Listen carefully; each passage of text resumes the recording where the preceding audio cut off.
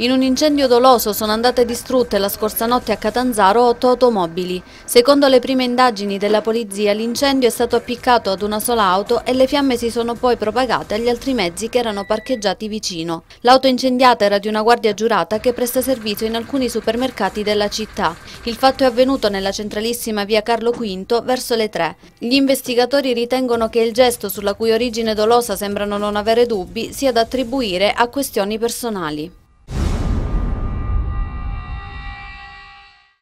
Nel pomeriggio di ieri la polizia di Reggio Calabria ha arrestato per tentata rapina ai danni di un giovane il 45enne Domenico Assumma. L'uomo, giunto all'abitazione del giovane, lo ha minacciato con una pistola per poter entrare nell'abitazione. Grazie agli elementi forniti dal ragazzo, le forze dell'ordine sono riuscite ad identificare l'aggressore, che è stato condotto in questura e successivamente sottoposto a fermo.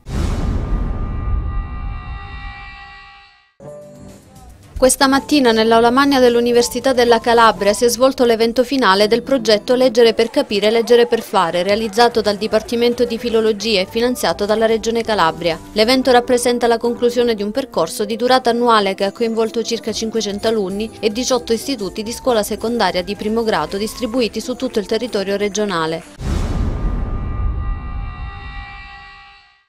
Ha fatto tappo oggi a Crotone la staffetta nautica, iniziativa promossa da Unioncamere, Astonautica Italiana e dal Comando Generale del Corpo delle Capitanerie di Porto per il 150° anniversario dell'Unità d'Italia. La staffetta ha previsto il passaggio del testimone, una pergamena, tra barche sino a compiere l'intero percorso delle coste nazionali.